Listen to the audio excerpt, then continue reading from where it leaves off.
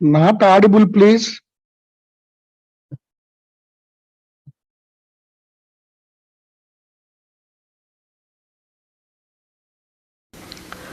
The biggest problem I face is that people take easily to something that is new.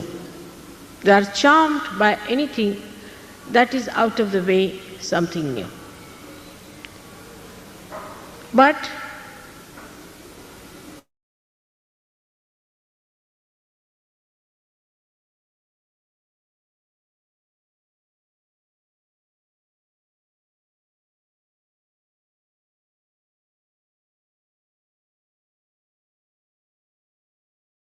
to see it clearly, you will understand that it is not a today's thought, it is not 100-year thought, but it's a very ancient, traditional understanding about the spirit. While in the West, people get very much enamored by things which are absolutely new, for example, 100 years back. It's very surprising how they do not see something beyond, and they want to try everything that is new, which is not traditional. For a country like India, 100 years is yesterday. That you can understand. So if you have to understand anything about the spiritual tradition of India, you have to go far back. And you will be amazed that gradually everything evolved, and whatever came in its way, like Tantrism and all that, was thrown away. Then again it came up, revived, and again it came up. But about 100 years back, we had horrible people coming down who have introduced absolutely ideas of no value to your ascent, but maybe for your descent. Like the other day, I went to Pune. There are some Western educated Indians, and their age must be about 40 years to 50 years, not very old.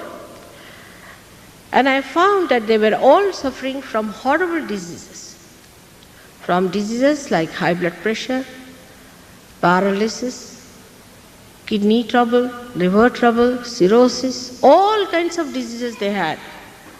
And when I asked them, how did you develop these diseases?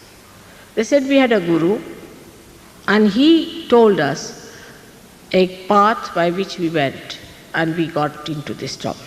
I said, what was the path? What did he tell you? They said, have you heard about Shakti path? I said, I've never heard. Where did you read it? Where is it written? Nowhere in the tradition it is written, in no book, nowhere. No, there was one book 70-year-old back. Just imagine 70 years. What is 70 years? I am 63. So what is 70 years? One gentleman wrote a book. His name was Vishnu Tirth. I got the book and I was amazed at that book. All that was written was something out of the blue. Arunopai, Tarunopai, some words which are not even Sanskrit words. And then this word Shaktipat was there. And it was written that when sometimes you get this Shaktipat, people start jumping like frogs. And with all the brains intact, people accepted such absurd statements that you just take out your clothes, you start dancing, you start jumping, you behave like a frog. Are we going to become frogs? Use your brains. Are we going to take out our clothes like primitive people? What are we going to do? What are we supposed to get? This evolution up to human level is all right. What is beyond that? What is said? In any book whatsoever, take it Bible or go to Quran or go to any book, Zen, go to Buddhist books of Dhammapad, or you go to any other Shastras like Vedas, they have talked of Kundalini all right. Up to the time of Kabira, which was hardly 1600 years, up to the time of Ganeshwara was hardly 1200 years. Nobody said these things about Kundalini, that it makes you jump like a frog, or it burns you off, or it gives you blisters. No one has said that. But people believed into these things blindfolded, because perhaps they didn't know, they were naive. And it was something new that the Indians believed into. They thought it's coming, because that book was translated in English language, and when it comes from England, then more acceptable to westernized Indians than it is from India. And most untraditional the whole thing was. But as a result, they were all sick people, very, very sick. And the Guru has died now, but made a big money, very big money himself. Nowhere in the books is written that a Guru takes money or lives on the earnings of the disciples. Nowhere. And if he does that, then it is regarded as a person who is not a Guru, who is a devil. Any book you open, there's a description. Guru Nanaka has described these Gurus so elaborately that we cannot have any doubts about these people who are giving you such funny new ideas. All kinds of ideas are working out in the West. I'm amazed how people have accepted them. The traditional idea is the same as told by Christ to Nicodemus. He said that you are to be born again to understand God. As Sri Krishna has said that you have to be the spirit, otherwise you will not know what God is. You have to be the spirit. Buddha went to this limit, that he said, don't talk of God, don't talk of anything, just talk of self-realization. Just get to your spirit. That's what he wanted to delimit human beings who just become so ego-oriented that they start thinking they are gods and things like that. And Zen, Viditama, who started the Zen system, went even further or lower than that. He said, no, don't talk even about the spirit. Just talk about thoughtless awareness. That's the first step. Let us get it. All Zen expressions in art, in garden, in anything that they have is to create that state within us. జై శ్రీ మాతాజీ. ఇప్పుడు మనము శ్రీ మాతాజీ ప్రవచనంలో తెలుగు సారాంశం తెలుసుకుందాం. ఈ speech 1985 June 3న అమెరికాలో చెప్పబడింది. ఆత్మ గురించి మన ప్రాచీన గ్రంథాలలో ఏమని విశదీకరింపబడిందో శ్రీమాతాజీ చెప్పారు.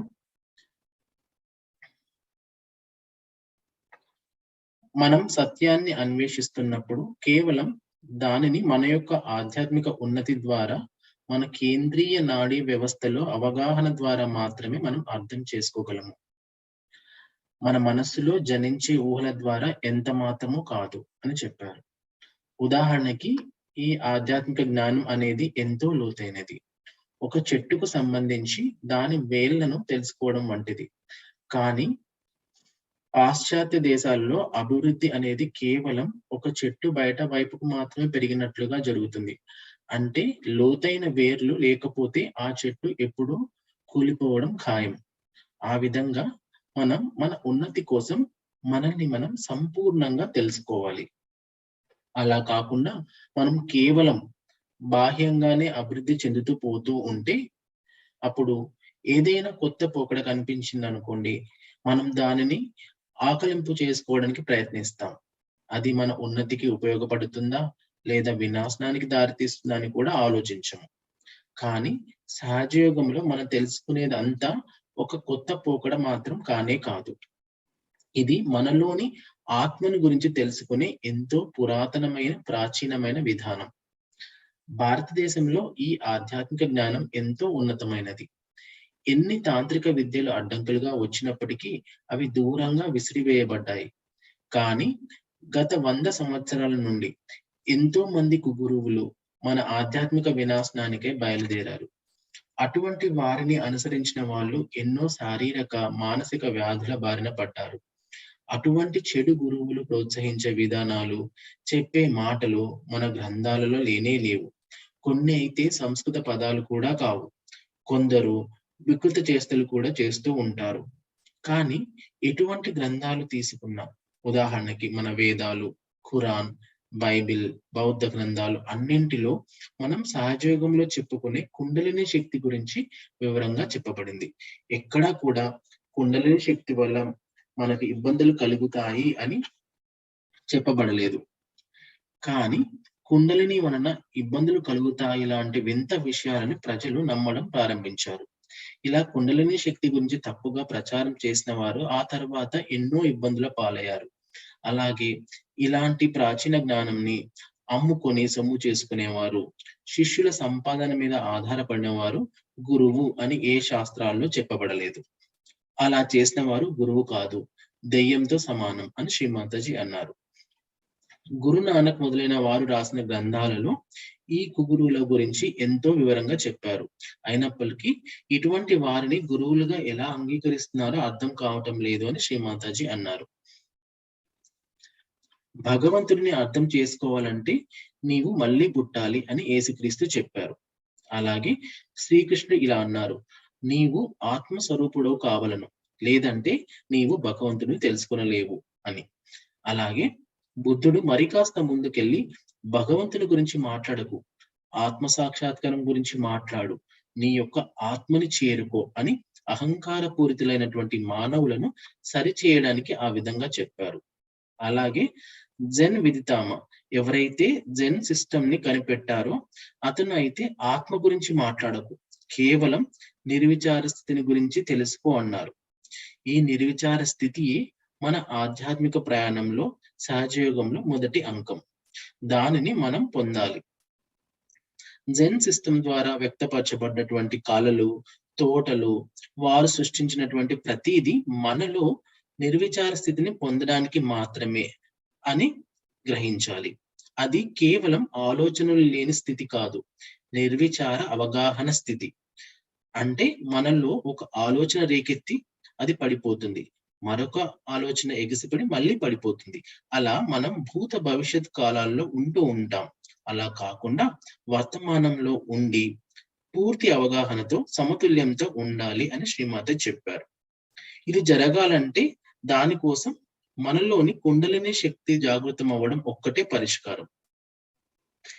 ఇంకా శ్రీమాతాజీ ఈ విధంగా అన్నారు, మనకి బైబిల్లో చెప్పినటువంటి హోలీ గోస్ట్ గురించి మాట్లాడుతూ, ఈ హోలీ గోస్ట్ గురించి చాలా మంది మతాచార్యులకి సరిగ్గా తెలియదు. వారు యేసుక్రీస్తుని కూడా పూర్తిగా చర్చిలకి పరిమితం చేశారు. అసలు యేసుక్రీస్తు గురించి ఏమాత్రం అవగాహన లేని ఇటువంటి వారి వల్ల ఆధ్యాత్మికంగా ఎటువంటి పురోగతి లేకపోవడమే కాకుండా ఆత్మ సాక్షాత్కారం అన్న విషయాన్ని కూడా వారు పూర్తిగా మర్చిపోయారు. కొందరు ఆత్మ సాక్షాత్కారం పొందాము అని చెప్పి నాలుకని కోసుకొని వెనక్కి పెట్టుకుంటారు. దీన్ని కేచరి అని అనుకుంటూ ఉంటారు. నిజానికి ఆత్మ సాక్షాత్కారం పొందిన తర్వాత కుండలిని జాగృతి అయిన సందర్భంలో ఈ నాలుక దానంతట అదే వెనక్కి లాగబడుతుంది. అంటే సహజంగానే జరుగుతుంది అన్నమాట. దానికోసం నాలుకలు కోసుకోవడం లాంటివి ఏవి చేయాల్సిన అవసరం లేదు. అయితే ఈ కుండలిని జాగృతి అనేది అత్యంత సహజంగా జరగాలి. దానికోసం మనం డబ్బులు చెల్లించకూడదు. ఒక విత్తు మొలకెత్తినందుకు అందుకు సహాయపడినటువంటి భూమికి మనం ఏమి సమర్పించుకోగలం అని శ్రీమాతాజీ అన్నారు. అలాగే శివాజీ మహారాజు గురువు గారైనటువంటి శ్రీ స్వామి రామదాసుని అతన్ని అవతార పురుషుడని కూడా చెప్పారు. అతడిని కుండలిని జాగృతం అవడానికి ఎంత సమయం పడుతుంది అంటే తత్క్షణం అని చెప్పారు. అంటే ఆ క్షణంలో జరిగిపోతుంది అని అన్నమాట. అలాగే ఆది శంకరాచార్యులు కూడా ఎన్నో విషయాలను మనకి చెప్పారు. కానీ దానిని సరిగ్గా తర్జుమా చేశారో లేదో అని శ్రీమాతాజీ అన్నారు. మనం ఆత్మస్వరూపులం కానంత వరకు యేసుక్రీస్తుని అర్థం చేసుకోలేము. భగవంతుడు మన మనస్సుకి అందనివాడు. ఎందుకంటే అతడే మనస్సుని సృష్టించాడు. ఎప్పుడైతే అనంతమైనటువంటి భగవంతునితో ఏకాకృతం అవుతామో అప్పుడు ఈ మనస్సు జ్ఞానోదయం పొందుతుంది అని శ్రీమాతాజీ చెప్పారు. ఇందులో శ్రీమాతాజీ ఈ విధంగా చెప్తున్నారు. ఈ ప్రవచనంలో శ్రీమాతాజీ యేసుక్రీస్తు గొప్పతనం గురించి చెబుతూ, కొందరు మూర్ఖులు యేసుక్రీస్తుని తక్కువ చేసి మాట్లాడేవారు అన్నారు. ఆయన యొక్క మహిమలను కూడా తూలనాడేవారు. ఇటువంటి వారి మాటలను నమ్మి కొందరు శ్రీమాతాజీ యేసుక్రీస్తు గురించి మాట్లాడితే వినడానికి కూడా సిద్ధంగా ఉండేవారు కాదు అన్నారు. ఎవరు ఒప్పుకున్నా ఒప్పుకోకపోయినా యేసుక్రీస్తు భగవంతుడి యొక్క కుమారుడు, దీనిని నిరూపించగలను. అలాగే మోసెస్ కూడా అవతార పురుషుడు, దీన్ని కూడా నిరూపించవచ్చు అని శ్రీమాతాజీ చెప్పారు. అలాగే శ్రీకృష్ణుడికి మరియు యేసుక్రీస్తుకి మధ్య గల బంధం గురించి కూడా మనం ఆత్మ సాక్షాత్కారం పొందిన తర్వాతే అర్థం చేసుకోగలం. మనం భగవంతుడి గురించి చర్చించి తెలుసుకోలేము. కేవలం మన ఆత్మని, మన నాడీ వ్యవస్థ మీద అనుభూతి చెందాలి. అనగా వేడి లేదా చల్లని చైతన్య తరంగాలను అనుభూతి చెందాలి. అది జరగనంత వరకు మనం తెలుసుకున్నది అంతా అసత్యమే. అది జరిగినప్పుడు మనకు తెలుస్తున్నంత సత్యము. అనగా మనము ఆత్మ యొక్క స్థితిని మనలో అనుభూతి చెందుతూ ఉంటాం. ఎవరైనా ఫలానా విషయం సత్యం అని చెప్తున్నారు అంటే అటువంటి వారు ధర్మబద్ధంగా పవిత్రంగా ఉన్నారా, వారు కుండలిని జాగృతి చేయగలుగుతారా లేదా అనేది తెలుసుకోవాలి. ముఖ్యంగా వారి యొక్క శిష్యులు ఎలాంటి నడవడికతో ఉన్నారు, కరుణతో ఉన్నారా, జ్ఞానం కలిగి ఉన్నారా లేదా అని గమనించాలి. లేదా పిచ్చివారిగా ప్రవర్తిస్తున్నారా. అలా పిచ్చిగా ఉంటే అటువంటి వారికి మెదడు సంబంధమైన వ్యాధులు వస్తాయి. అలాగే శ్రీమాతాజీని సహజయోగం ద్వారా ఆత్మ సాక్షాత్కారం ప్రసాదించినందుకు డబ్బులు తీసుకోమని కొందరు సలహాలు ఇచ్చేవారట. కానీ శ్రీమాతాజీ ఎలాగైతే గాలి పీల్చుకోవడానికి ఎటువంటి డబ్బులు చెల్లించమో అలాగే దైవ కార్యమైనటువంటి ఈ ఆత్మ సాక్షాత్కార ప్రక్రియ కూడా అంతే సహజం. దీనికి ఎటువంటి డబ్బులు చెల్లించకూడదు అని చెప్పారు. డబ్బుతో భగవంతుణ్ణి కొనలేము. ఆయనకి డబ్బు ఇవన్నీ కూడా ఏమి అర్థం కావు. ఎందుకంటే ఇది మానవులకే సృష్టించబడింది. అలాగే మరికొందరు నిర్విచార అవగాహన స్థితి గురించి అందరికీ చెప్పకూడదు అని చెప్పారట. ఎందుకంటే వారు దాన్ని అర్థం చేసుకోలేరు లేదా భయపడవచ్చు అని అన్నారు. కానీ అలా భయపడే వారికి భగవంతుని సామ్రాజ్యంలో స్థానం ఉండదు అని శ్రీమాతాజీ చెప్పారు. సత్య సాధకుల యొక్క ఉన్నతికి భగవంతుడు ఎప్పుడూ కట్టుబడి ఉంటాడు అని అన్నారు. ఆత్మ సాక్షాత్కారం పొందిన వారు మాట్లాడే భాష అది కొందరికి వింతగా అనిపించుతూ ఉండవచ్చు. అంటే వారు మాట్లాడేది ఏదైనా ఉంటే ఇతరుల గురించి కానీ లేదంటే వారి గురించి మాట్లాడుతున్నప్పుడు వారి యొక్క అవలక్షణాల గురించి మాట్లాడకుండా కేవలం చక్రాల భాషలో, అనగా ఏ చక్రాలో ఏ క్యాచ్ ఉంది, ఉదాహరణకి ఎవరైనా అహంకార పూరితంగా ఉన్నట్టయితే వారి అహంకారం గురించి మాట్లాడకుండా వారి ఆజ్ఞా చక్రంలో క్యాచ్ ఉందనో ఆ విధంగా మాట్లాడుతూ ఉంటారన్నమాట. ఆత్మ సాక్షాత్కార స్థితిని పొందిన వారు వారి యొక్క చేతుల కదలిక ద్వారా కుండలిని జాగృతం చేయగలుగుతారు. ఈ విధంగా ఆ స్థితికి ప్రతి ఒక్కరూ చేరుకోవాలి అని శ్రీమాతాజీ చెప్పారు. అంతేకాకుండా సహజయోగం గురించి, ఈ ఆత్మస్థితి గురించి వీలైనంత ఎక్కువ జ్ఞానం పొందాలి, దాన్ని తెలుసుకునే ప్రయత్నం చేయాలి. మనం ఎప్పుడు ఆత్మస్థితిలో ఉంటే ఎవరు సాధువో ఎవరు కాదో తెలుసుకోవచ్చు. ఆ స్థితిలో ఉన్నప్పుడు మనం ఏదైనా ప్రశ్న అడిగితే అది సత్యం అయితే మనం చల్లని చైతన్య తరంగాలని మనలో అనుభూతి చెందుతాం. అలాగే మనం ఇతరులలో కుండలిని శక్తిని జాగృతపరచగలం కూడా. ఆత్మ సాక్షాత్కారం పొందిన తర్వాత సాధన చేయకపోతే మనం ధ్యానంలో లోతులకు వెళ్ళలేము. కావున సాధన ద్వారా మాత్రమే మనము మన స్థితిని మెరుగుపరుచుకోగలము. మన చక్రాలు, మన స్థితి సరిగా లేకపోతే మన వినాశనం మన లోపల నుండే ప్రారంభమవుతుంది. నిజానికి మనం బయట చూస్తున్నట్టుగా బాంబుల ద్వారా వాటి ద్వారా వినాశనం వస్తుంది అనుకుంటాం, కానీ నిజానికి అది మన లోపల నుండి మొదలై అంతటా పాకుతుంది. అలాగే శ్రీమాతాజీ ప్రజలు భయంకరమైన వ్యాధితో బాధింపబడతారు అని 1972లోనే చెప్పారు. అంతేకాకుండా మానవులలో కుండలిని జాగృతం అయ్యే సమయం వస్తుంది అని మన పూర్వీకులు ఎన్నో సంవత్సరాల క్రితము యోగులు మునులు ఊహించారు అని చెప్పారు. అలాగే భృగు మహర్షి కూడా సహజయోగం గురించి ఎంతో విపులంగా చెప్పారని కూడా చెప్పారు. ఇంకా శ్రీమాతాజీ ఏమన్నారంటే, ఇతరుల యొక్క సమస్యలని మనం వారి కోసము ఏదో పాటలు పాడడం ద్వారానో ఇంకా ఏదో చేయడం ద్వారానో మనం తొలగించలేము. కేవలం మనము ఆత్మస్థితిని చేరుకుంటే మన ద్వారా వారి లోపల ఉన్నటువంటి అన్ని రకాల సమస్యలను కూడా తొలగించవచ్చు అని చెప్పారు. అంతేకాకుండా భారతదేశంలో కొన్ని గ్రామాలలో అయితే కొందరికి ఎక్కువ ఈ కుండలిని శక్తి గురించి వివరించి చెప్పాల్సిన అవసరం లేదు. వారు అత్యంత సులభంగా ఆత్మ సాక్షాత్కారంను పొంది ఆత్మస్థితిని చేరుకోగలుగుతారు అని శ్రీమాతాజీ అన్నారు. అలాగే ఈ స్థితిని పొందడం కోసం, మన యొక్క ఆధ్యాత్మిక ఉన్నతి కోసం శ్రీమాతాజీ ఎప్పుడు మనల్ని కనిపెట్టుకొని ఉంటాను అని ఈ ప్రవచనంలో చెప్పారు.